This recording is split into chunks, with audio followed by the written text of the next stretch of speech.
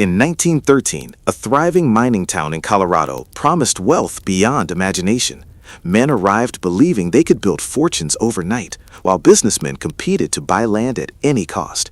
But beneath the mountains, something far more valuable than gold was quietly disappearing: honesty. Within a few years, fortunes collapsed, friendships were destroyed, and an entire community became another forgotten place in American history. Long after the mines fell silent, the abandoned streets continued teaching one timeless lesson: if you sacrifice your values to build your future, you may reach success, only to discover you've lost yourself along the way. In the autumn of 1913, the mining town of Silver Plume, Colorado, was alive with hope. Steam trains arrived daily carrying workers, investors, and dreamers from across America. Wooden hotels overflowed with guests. General stores struggled to keep supplies stocked. Every conversation centered on one thing: silver. Among the newcomers was a 29-year-old accountant named Henry Collins.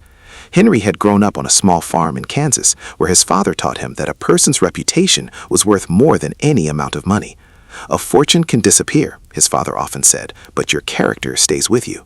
Henry believed those words. At first.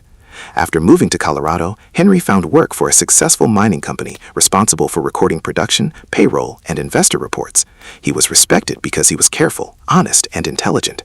But success surrounded him everywhere. Young businessmen purchased expensive homes, mine owners rode through town in elegant carriages, investors celebrated enormous profits in luxurious hotels. Slowly, Henry began wondering if honesty alone would ever make him successful. One evening, the company's director, Richard Hale, invited Henry into his office. Richard closed the door quietly.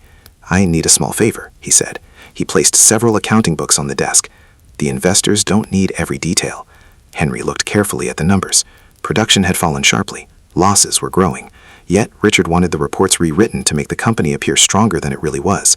"No one gets hurt," Richard smiled. "We only need confidence until the next shipment." Henry hesitated. It felt wrong, but the promotion Richard promised was tempting. After a long silence, Henry agreed. The false reports worked. New investors arrived. Money poured into the company. Henry received higher pay, a larger office, and respect from people who admired his rapid success. From the outside, his future looked brighter than ever.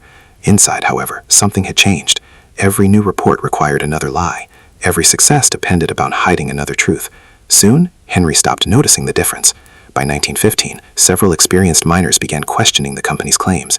The silver deposits were shrinking much faster than public reports suggested. Rumors spread quietly through town, but investors ignored them. After all, the official records looked excellent. Henry knew those records better than anyone because he had written them. One cold morning in early 1916, inspectors from Denver unexpectedly arrived. They examined company accounts, interviewed employees, compared reports with actual mine production. The truth emerged quickly. Years of false financial statements had hidden enormous losses. Within weeks, investors withdrew. Construction projects stopped. Banks demanded repayment. Businesses that depended on mining income closed almost overnight. The once thriving streets of Silver Plume became quieter every month. Richard Hale disappeared before authorities questioned him. Henry remained behind.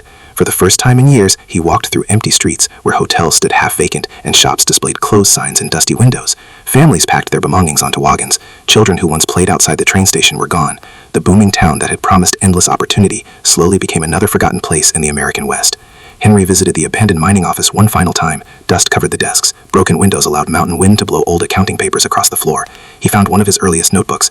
Inside was a sentence he had copied from his father years before: "Character is the only treasure that survives every disaster."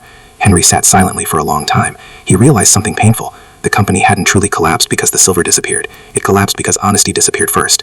Over the following years, Henry dedicated himself to rebuilding trust. He worked for smaller businesses, refused dishonest offers, and became known not for making people rich, but for telling them the truth. His income was modest. His life became simpler. Yet for the first time in years, he slept peacefully. Decades later, visitors walking through the abandoned remains of Silver Plume often wondered why such a prosperous town had declined. Many blamed the mines, some blamed the economy. Few understood that behind many forgotten places lies another forgotten story, one where greed slowly replaced integrity. Today, abandoned mining towns across America remind us that buildings do not fall apart overnight. Neither do people. Both collapse one small compromise at a time. The future deserves ambition. Success deserves hard work. But no amount of wealth is worth trading away the values that define who you are, because history remembers many rich people, but it never forgets those who lost everything the moment they abandoned their character. And sometimes, the greatest treasure buried beneath America's forgotten places was never silver or gold. It was the integrity that people left behind.